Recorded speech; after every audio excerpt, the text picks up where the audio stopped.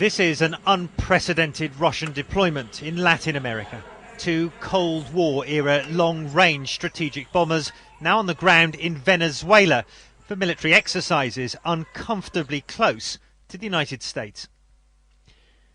It's a propaganda gift for Venezuela's firebrand president, Hugo Chavez. A strong critic of Washington, he hasn't missed the opportunity to taunt his archenemy, even suggesting he'll fly in one of the aircraft himself.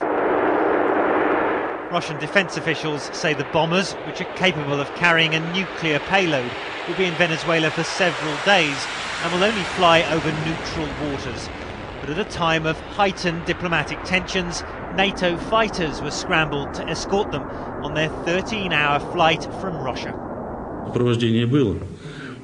There was an escort. It is possible they were conducting an exercise in interception. I don't know what task the NATO pilots had, but they were next to our battle formation, and they were not fooling around as has happened in the past. They were a certain distance from our battle formation. They did not disturb us, and we did not disturb them.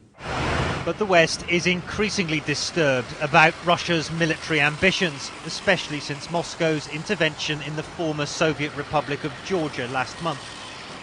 After the fighting, US warships entered the Black Sea close to Russian waters to deliver humanitarian aid to Washington's Georgian allies. It was heavily criticized in Russia, and military analysts here say the Venezuela deployment may be Moscow's response.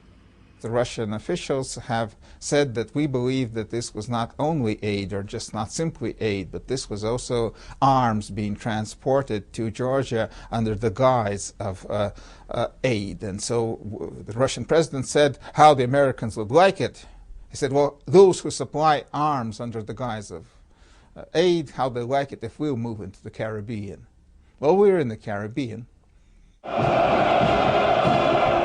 It's potent symbolism from a resurgent Russia, which is aggressively returning to the international stage, even if that means antagonizing those who the Kremlin still calls its partners in the West.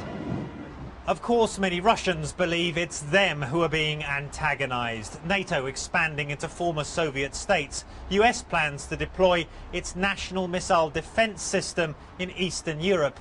And of course, that overwhelming Western criticism of Russia's actions in Georgia. It may not add up to a new Cold War, but there is now a real diplomatic chill in the air.